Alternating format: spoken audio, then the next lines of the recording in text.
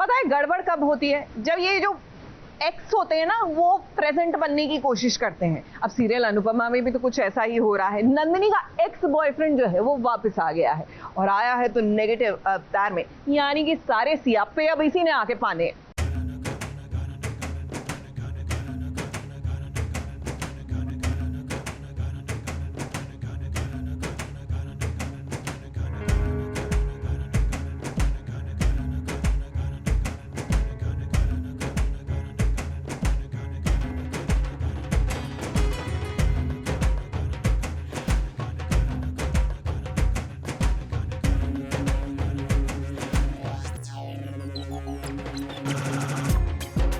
नवरात्रि के लिए जरा देखिए पूरे घर वाले ये कैसे बन ठन कर तैयार हुए थे। उन्हें तो लगा था कि आज शाह परिवार में जमकर डांडिया और गरबा होगा, लेकिन ये क्या, यहाँ पर तो डांडिया नहीं बल्कि बाम्बू रास होने वाला है।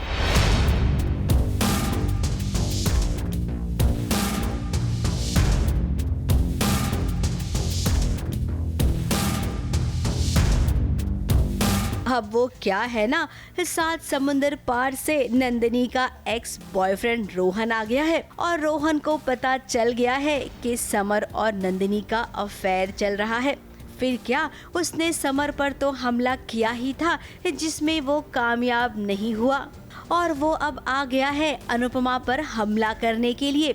जैसे समर ने कहा कि अगर अनुज है तो कुछ गलत हो ही नहीं सकता। ये कोशिश तो उसने की लेकिन उस कोशिश में कामयाब नहीं हो पाया, क्योंकि अनुपमा की रक्षा करने के लिए माता रानी ने अनुज कापड़िया को जो भेज दिया।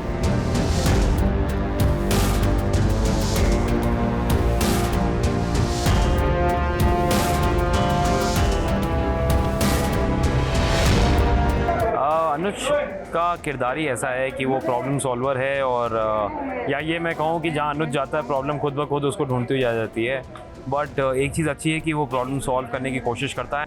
अब कहने को तो वनराज शाह समर के पिताजी हैं, लेकिन बेटे के साथ क्या क्या हो रहा है इसके बारे में कुछ पता ही नहीं है वनराज को। एक तरफ बच्चों के लिए उसका प्यार, दूसरी तरफ उसकी ईगो, तीसरी तरफ उसके बच्चों का झुकाव अनुज कापड़िया की तरफ, और चौथा अनुज कापड़िया की मदद करना बच्चों की।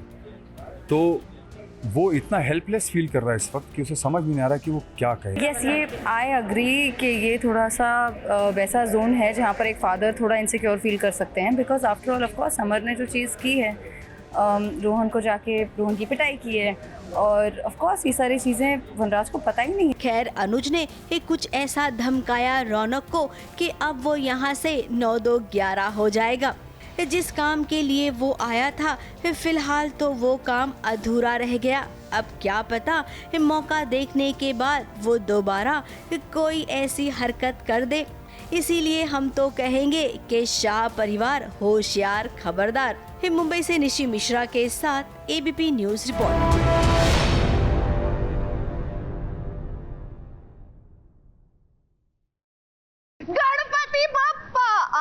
आई नो गणेश उत्सव तो बीत गया, लेकिन क्या करें, गुम है किसी के प्यार में। वो सही जो है ना वो हॉस्पिटलाइज थी, आप समझते हैं ना। तो जाहिर सी बात है कि गणेश उत्सव की धूम थोड़ी देर से शुरू हुई। मतलब सीरियल में तो ऑन टाइम है, लेकिन हमारे और आपके लिए थोड़ा सा बिहाइंड टाइम चल रहे हैं, बट दैट इज ओके। त्योहार जब मनाए तब अच्छा है। तो चलिए, सही वापस आ गई है और जाहिर सी बात है कि अब गणेश उत्सव की धूम में 4 चांद लग जाएंगे।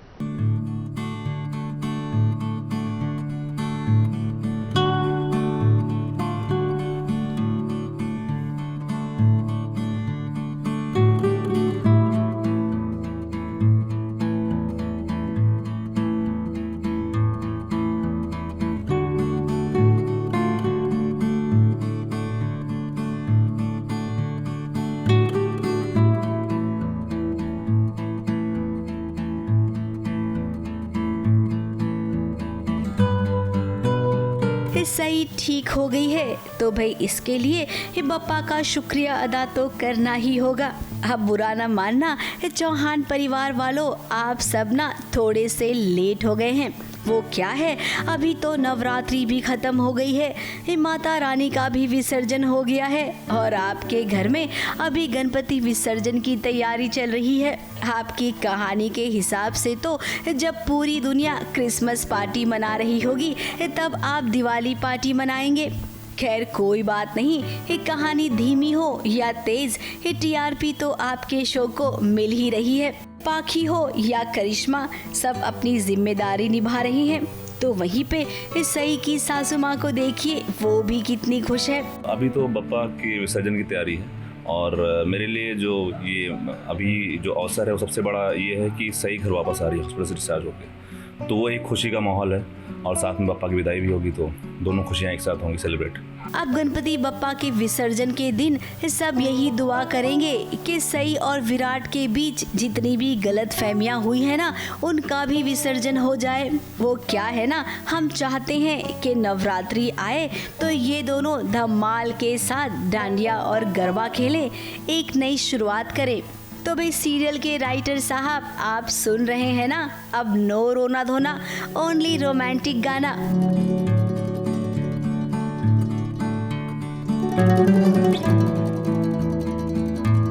मुंबई से रुजेला फर्नांडिस के साथ एबीपी न्यूज रिपोर्ट।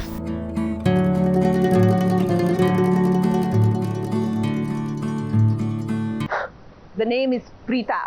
नाम तो सुना होगा जी हाँ, क्योंकि हमारी जो ये टेलीविजन की बहुओं का 007 वाला इंस्टिंक्ट है ना, वो कमाल का होता है। अब सीरियल कुंडली भाग्य में ऋषभ जेल में, क्योंकि उन पर इल्जाम है एक्सीडेंट का। लेकिन पॉइंट की बात यह है कि हमारी 007 प्रीता ने ढूंढ निकाला है संजीव को, यानी कि जिसका एक्सीडेंट हुआ था। वो तो ठीक ठाक चल रहा है, बेचारा ऋषभ ऐसे ही जेल में चक्की पीसेंगे।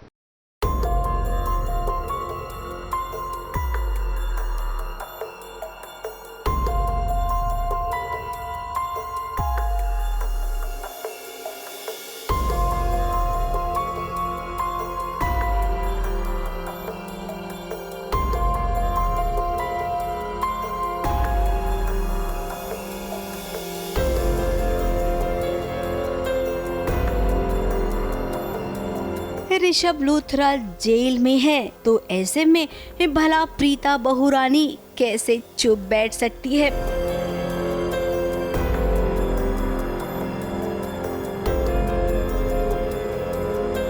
एक ओर वो शर्लीन और पृथ्वी से परेशान है, तो दूसरी ओर ऋषभ जेल में है।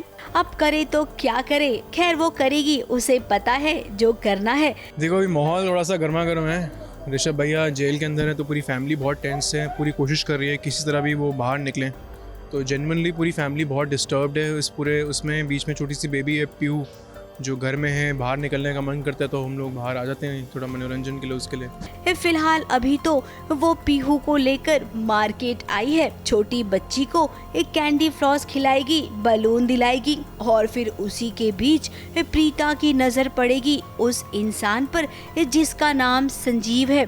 अरे भाई, इस संजीव के एक्सीडेंट के चक्कर में ही तो ऋषभ लूथरा जेल में बंद है, लेकिन ये बाहर कैसे आया? और ये तो ठीक ठाक है। प्रीता की नजरों ने उसे पहचान लिया और अब प्रीता पीछे लग गई है संजीव के। हीरोइन सेवियर पे नहीं आएगा तो कौन आएगा? ये सारे काम प्रीता भाभी को ही दिए जाते हैं और जो प्रीता भाभी के 2 टीम मेंबर हैं, सृष्टि समीर भी जासूसी करने निकल जाते हैं पीछे पीछे। तो आगे वाले सीन में भी ऐसा ही कुछ होगा जब ये लोग जाएंगे हॉस्पिटल वगैरह चेक करने के लिए।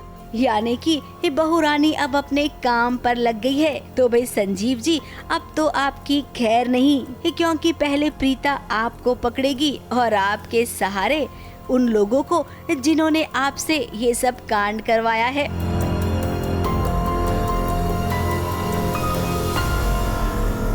मुंबई से कलीम सलमानी के साथ एबीपी न्यूज रिपोर्ट। मीत के लिए ना बड़ा बुरा लग रहा है। एक तो शादी होनी नहीं थी, हो गई। शादी हो गई तो शादी के बाद वाले सारे सियापे इनके खाते में लिख दिए गए। इन शॉर्ट, अब शादी के बाद Meet wants to get back to her work. Naturally working महिला है, वो अपने काम काज पर लौटना चाहती हैं, लेकिन सासू माँ को इससे आपत्ति है। देखिए सासू माँ, इसमें हम टोटली मीत के साथ हैं। आंटी जी, बात तो करनी पड़ेगी ना। मैं ना डिलीवरी की जॉब करती थी, तो मैंने वापस से शुरू करनी, बड़ा नुकसान हो रहा है। छोटी सी मामूली सी जॉब होती है डिलीवरी की, और अलावा खानदान की बहू ऐसी नॉर्मल डिलीवरी जॉब कभी नहीं कर सकती। मन्ने में डिलीवरी का ही काम आता है और मैं वही कर पाऊंगी। अगर मेरी मर्जी के बगैर ये अपने डिलीवरी की जॉब करने के लिए इस घर से बाहर गई तो याद रहे इस घर के अंदर कभी वापस नहीं आ पाएगी। अमित को तो पहले से ही आप सब जानते हैं कि उसके बड़े बड़े सपने थे अपने पैरों पर खड़ा होना।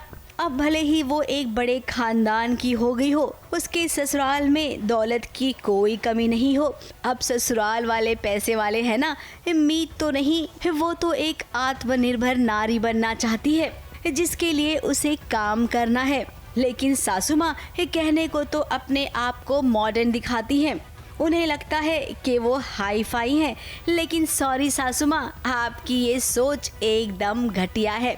क्योंकि अगर सच में आपकी सोच ऊंची होती ना तो आज आप अपनी बहू को जॉब करने से मना नहीं करती। अगर मेरी मर्जी के बगैर ये अपने डिलीवरी की जॉब करने के लिए इस घर से बाहर गई तो याद रहे इस घर के अंदर कभी वापस नहीं आ पाएगी। मैंने उनसे अपनी जॉब मांगी कि मुझे जॉब करनी है, जिस पे वो अभी तो बहुत नाराज़ हैं, पर पता नहीं, देखते हैं मानती हैं कि नहीं। अब अमित के लिए तो सासू माँ ने सारे रास्ते बंद कर दिए हैं, तो वहीं पतिदेव भी सोच रहा है कि किसका साथ दे, अपनी माताश्री का या अमित का। आंटी जी बात तो करनी पड़ेगी ना करूँगी तो गड़बड़ हो जाएगी। मैंने बिल्कुल मंजूर ना होगा कि मेरे ससुराल वाले मेरे मायके वालों को पैसे भेजें। मैं बस इतना चाहती हूँ कि मेरे मायके में जो पैसे जाएं वो मेरी कमाई के जाएं। खैर अब मीत और मीत की लव स्टोरी आगे बढ़ानी है तो मीत को अपनी पत्नी का ही साथ देना होगा, जिसके लिए उसे ताने तो सुनने पड़ेंगे। और हाँ, मीत पतिदेव इतना भी याद रखिएगा कि अब तो आपको हर दिन कुछ न कुछ ड्रामा और कहीं न कहीं कुछ न कुछ गड़बड़ी तो मिलेगी ही। तो भाई आगे अब सोच समझकर अपनी पत्नी का साथ देना। मुंबई से कैमरामैन सुजीत मिश्रा के साथ एबीपी न्यूज़ रिपोर्ट।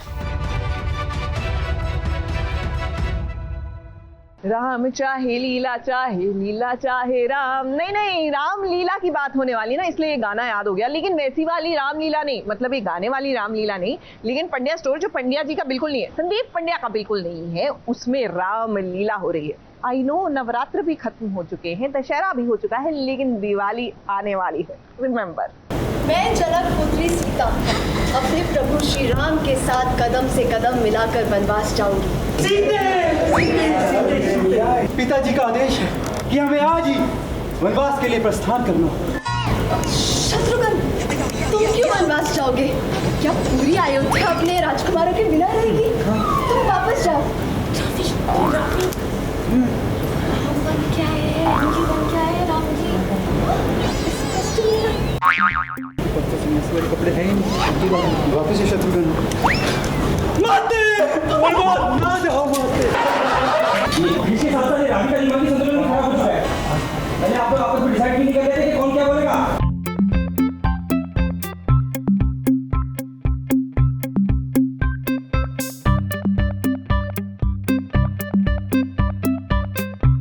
ऐसी रामलीला आपने न कभी पहले देखी होगी न देखने मिलेगी। ये रामलीला हो रही है गुजरात के सोमनाथ शहर में। समझ गए ना आप? पंड्या स्टोर वाले आज रामायण के किरदार में हैं, लेकिन साथ ही साथ ये सारे के सारे कंफ्यूजन में हैं। इसीलिए स्टेज पर ये कंफ्यूजन वाली रामलीला देखकर दर्शक भी चिल्ला रहे हैं कि भाई ये हो क्या रहा है। तो चलिए इन किरदारों से ही जान लेते हैं कि आखिर हुआ क्या है। लक्ष्मण जी को तो ये नहीं पता कि कौन कभी लक्ष्मण जी कभी ये हमारे राम बन के आ जा रहे हैं, और बहुत ही कंफ्यूजिंग है। और ये एकदम ऐसे कपड़े पहन के आता है और राम जी के डायलॉग बोल रहा है, तो ऐसा लक्ष्मण जी भी कंफ्यूज हैं कि कैसे फॉलो अप लें।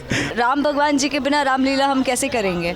तो अब सबको हो गया है कि क्या करें, तो कभी कृष्ण को राम भगवान जी बना देते हैं और मैं गॉम्बी के पीछे पीछे चली जाती हूँ, तो फिर रावी को सीता बनना पड़ता है और बाकी सारे कंफ्यूजन में बैठे हुए। फिर उसको याद आता है कि उसने राम के कपड़े तो पहने नहीं है, राम बन के आ गया, फिर से शत्रुघ्न बन जाता है। फिर स्टेज पे कृष्ण, और स्टेज पे फिर कृष्ण को कंफ्यूजन हो रहा है कि मैं शत्रुघ्न के डायलॉग्स बोलूँ या फिर मैं राम भगवान के डायलॉग्स। फिर दोनों डायलॉग में बोल नहीं पा रहा हूँ, फिर आके ये संभाल रहे हैं मुझे, ऊपर से उठा रहे हैं, तो ये सारा क्योस बस चल ही रहा है हम। मतलब पीछे से जो हमारे डायरेक्टर जी हैं, सीन में जो डायरेक्टर बने हुए हैं, जो हमारे, वो अपने सर के बाल नोच लेता है और कहता है कि प्लीज़ कुछ तो मेरी इज्जत रख लो। तो क्रिश कहता है अपनी लंका लगी पड़ी है, तेरी इज्जत कहाँ से रखे हम। तो यहाँ राम जी का किरदार निभाने वाला गौतम स्टेज पर आने से पहले ही गायब हो गया, क्योंकि उसको किसी लड़की का फोन आया और इमरजेंसी में वो निकल गया। तो उसके पीछे पीछे धरा भाभी भी निकल गईं। गॉम्बी को कुछ फोन आता है किसी लड़की का और ये लड़की के चक्कर में भाग जाते हैं। ऐसा धरा का भ्रम है। ये देखिए हमारे राम जी जो ऐसे मुस्कुरा रहे हैं इतनी शांति से, बैठ के कांड करके बैठे हैं ये रामायण कांड है। राम जी को कुछ पर्सनल काम आ गया था। वो शो देखेंगे तो पता चल जाएगा कि क्या काम था। ये कलयुग के राम जी जो हमें लक्ष्मण जी को और सीता जी को छोड़ के भाग गए स्टेज से। वो छोड़ के ऐसे भाग गए स्टेज पे। सबको सिंपैथी मुझसे ही आएगी। आप अब लक्ष्मण जी बेचारे अकेले करे क्या, तो शत्रुघ्न राम बन के आ गया और राम के डायलॉग्स बोलने लगा और रावी बन गई सीता। शायद यही कंफ्यूजन था, मगर हाँ, इसमें मजा भी भरपूर है। सीते सीते सीते पिताजी का आदेश है कि हमें आज ही वनवास के लिए प्रस्थान करना है। तुम वनवास नहीं जा सकते। अब पूरी अयोध्या के अपने राजकुमारों के बिना रहेगी। तुम वापस जाओ।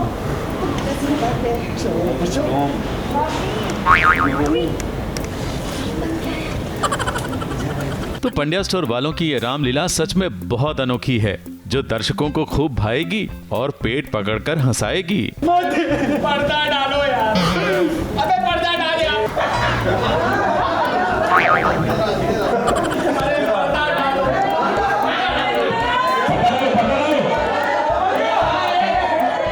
ABP news report. वैसे कमाल है ये टेलीविजन की दुनिया, यहाँ कभी भी कुछ भी हो सकता है। Just in case you miss something, take a look.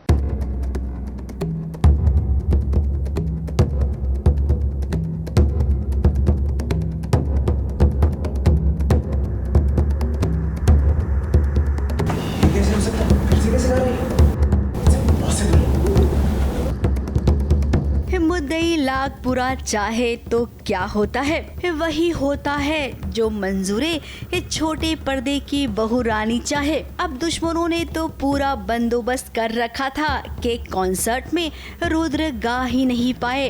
अरमान ने रुद्राक्ष के जूस में सिंदूर मिला दिया था, जिसके चलते उसकी आवाज निकल ही नहीं पा रही थी। कुछ नहीं होगा, ज्यादा प्रेशर मत डालो प्लीज। बस एक मिनट, टेंशन मत लो, ज्यादा प्रेशर मत डालो। रह तो कुछ मत बोलो। अब प्रिशा की नजरों से भला ये बच कैसे सकता है। उसने पीले जूस के रंग में लाल रंग पाया और पकड़ लिया कि भाई जूस में ही गड़बड़ी है। तुम्हें गले में दर्द हो रहा था क्या कॉन्सर्ट से पहले? ठंडा पिया था क्या तुमने? हाँ?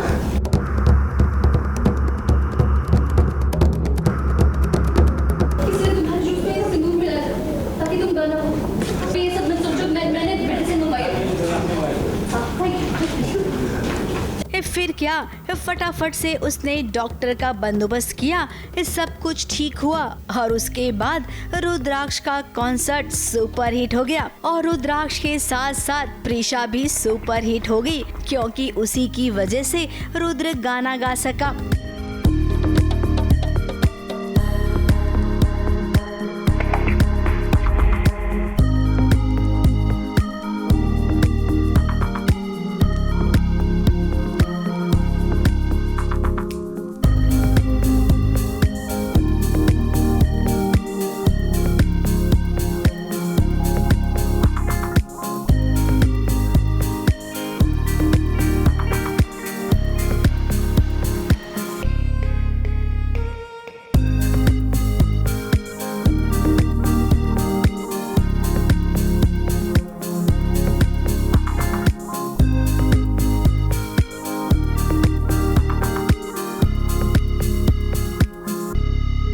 अब ये तो होना ही था, पत्नी कभी भी नहीं चाहेगी कि उसके पति की बेइज्जती हो।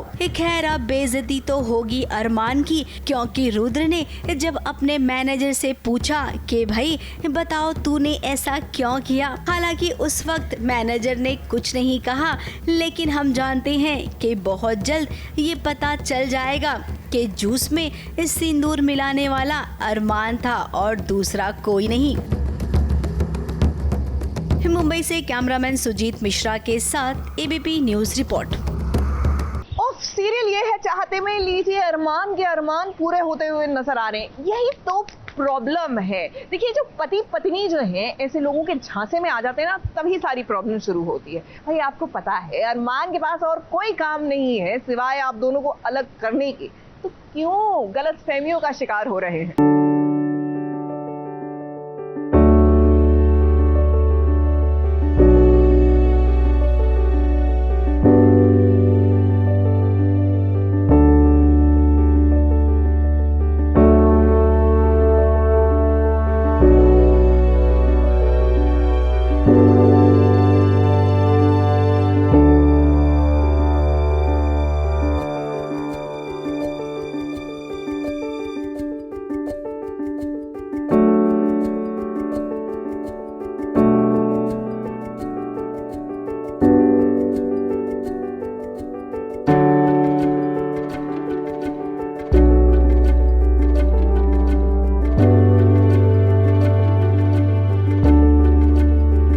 कॉन्सर्ट की ये रात रुद्र खुराना के लिए एक काली रात बनकर आ गई है। कहाँ रुद्र और प्रिशा मनाली आए थे अपना हनीमून मनाने, लेकिन यहाँ तो हनीमून नहीं बल्कि जेल जाने की नौबत आ गई है रुद्राक्ष के लिए। अब रुद्र को फंसाने के लिए सानिया और अरमान ने जो प्लान बनाया था उसमें वो लगभग कामयाब ही हो गए। परफेक्ट जॉब सानिया, इसे सुबह तक खुश नहीं है, इतना क्लोरोफॉर्म तो जा चुका है।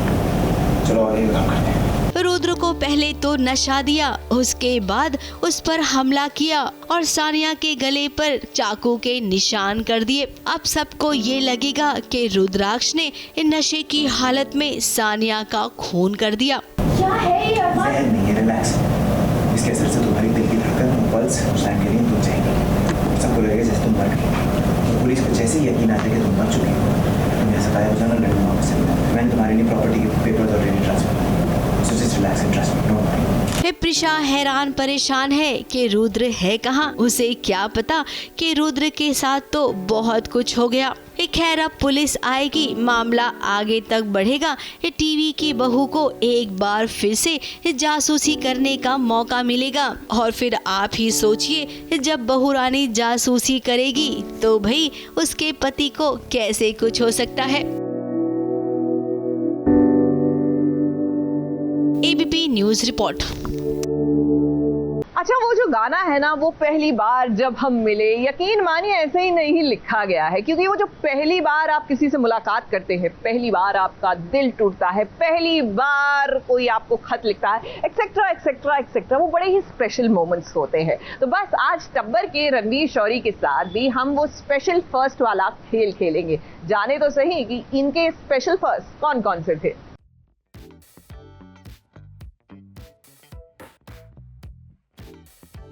मेरा पहला सेलिब्रिटी इनकाउंटर,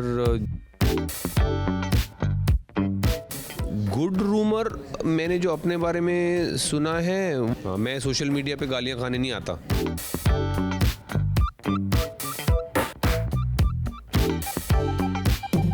हाय, मैं हूं रणवीर शौरी और मैं SPS ओरिजिनल्स के साथ स्पेशल फर्स्ट खेल रहा हूं।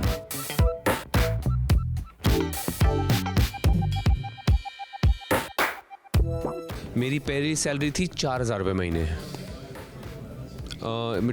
टीवी प्रोडक्शन हाउस के लिए।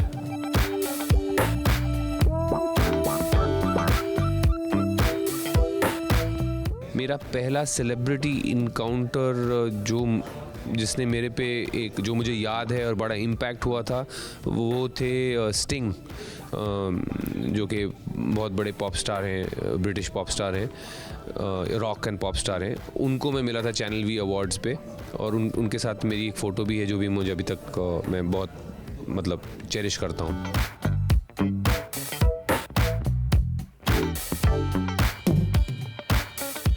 मेरा पहला दिन, मेरी पहली फिल्म, एक छोटी सी love story, Shashilal Nair director थे जिन्होंने मुझे मेरी पहली ब्रेक दी थी फिल्म में, क्योंकि पहला शॉट था मेरी लाइफ का फिल्म का, तो मैंने बहुत उसमें ज़ोर वोर लगाया और वहाँ से डायरेक्टर शशि अन्ना की आवाज़ आई, कट कट कट। तो फिर चल के आए मेरे पास और उन्होंने जो मेरे को पहली लाइन कही वो थी, बेटा तू इतना टूट मत पड़ एक्टिंग पे। तो ये मुझे याद है।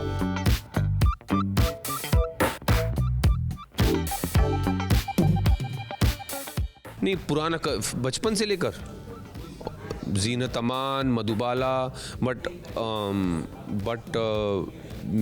जिनको मैं मिला हुआ हूँ और जिनके साथ मैंने काम किया, माधुरी दीक्षित। माधुरी मैम में क्या अच्छा लगता है पूछिए, क्या नहीं अच्छा लगता है, ये that will be easier.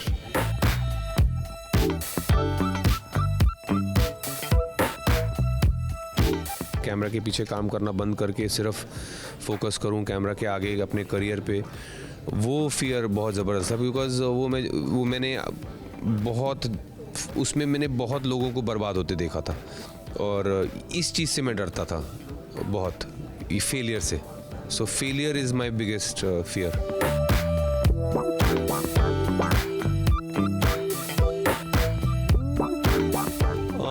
First proposal school में था, मेरा भी क्रश थी और मैंने क्या भेजा था, कार्ड भेजा था एक, बहुत डर डर के। नहीं, कार्ड रख लिया था बस, और कुछ नहीं। आज तक वही चल रहा है। कार्ड रख ले, गिफ्ट रख लेते हैं बस, आगे उसके बाद जवाब नहीं आता।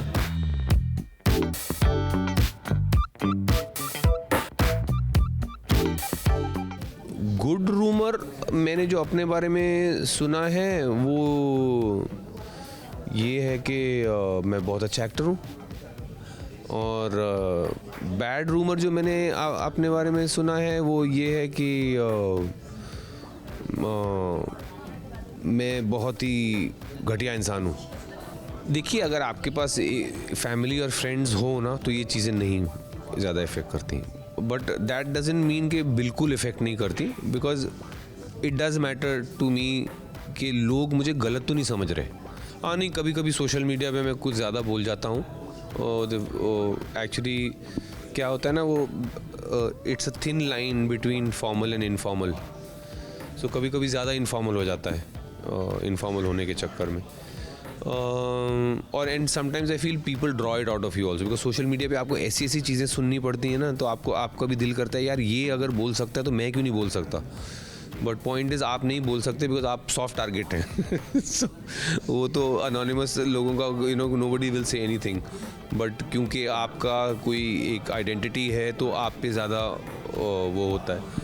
सो एनीवे, थोड़ी, हालांकि आई थिंक मैं ज़्यादातर तो I try to keep the balance, but कभी कभी मेरे से भी चूक हो जाती है। देखिए, क्योंकि मैं झूठ नहीं बोलती इसलिए जो भी कहती हूँ डंके की चोट पर कहती हूँ। प्रॉब्लम ये होती है कि सामने वाले में भी इतनी हिम्मत होनी चाहिए कि सच का सामना कर सके। बहरहाल, आज के इस ज्ञान के बाद चलिए ये खेल खेलते हैं भाई, क्योंकि मैं झूठ नहीं बोलता।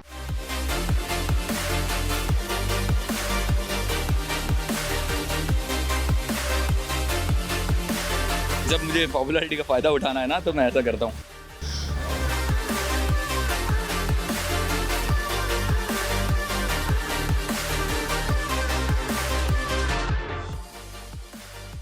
अगर हम डोंबिवली की बात करें तो हो सकता है आपको फैक्ट्रीज और चटपटे खाने की याद आए, पर जब डोंबिवली का जिक्र सोशल मीडिया savvy लोगों के सामने करे तो उनके दिमाग में सबसे पहले बी यूनिक का नाम आता है।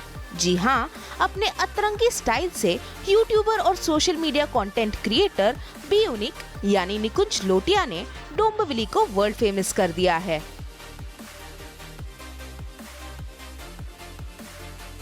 पर हाल ही में जब SBS ओरिजिनल्स ने उन्हें एक इवेंट पर रंगे हाथों पकड़ा तो उनसे जानने की कोशिश ही कर ली कि आखिर वो कितना झूठ बोलते हैं। तो आइए आज हमारे साथ आप भी देख लीजिए कि डोंबिवली का ये किंग हमारे सामने कितना झूठ बोल पाता है।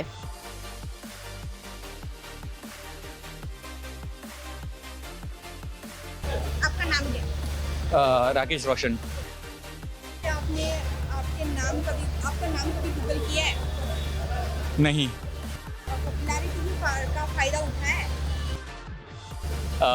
कभी नहीं। I'm still in the segment. कि जब मुझे पॉपुलैरिटी का फ़ायदा उठाना है ना तो मैं ऐसा करता हूँ।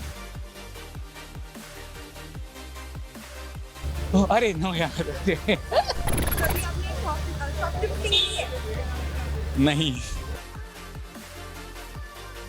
क्या आपने कभी किसी और का मिला हुआ गिफ्ट किसी और को दिया है? नहीं।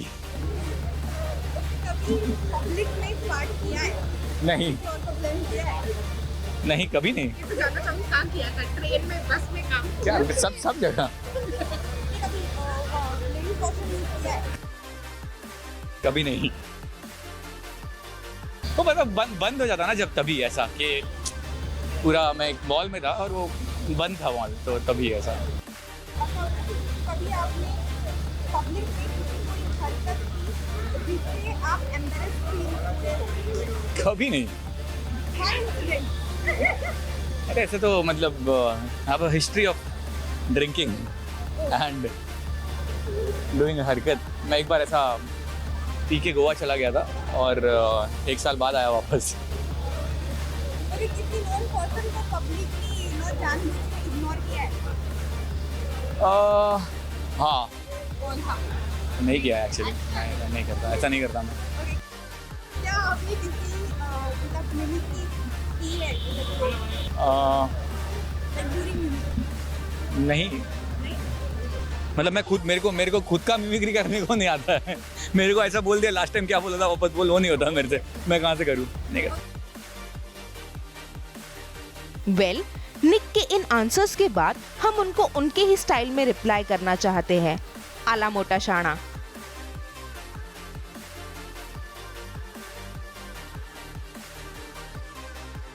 जाते जाते निक ने अपने लाइफ का एक और मजेदार राज खोला और बता दिया कि आखिर लोग उनके बारे में क्या क्या बातें करते हैं।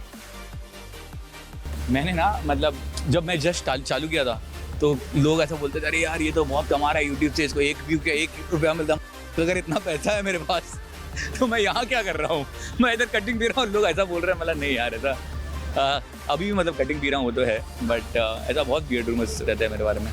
उम्मीद है कि डोंबिवली के इस किंग से हम आपको जल्द ही रूबरू करवाए। SBS Originals, thank you. I had a great time and I'm gonna try flipping it. हो गया तो अच्छा है। मुंबई से रुजेला फर्नांडिस और मेका थदानी के साथ ABP न्यूज रिपोर्ट।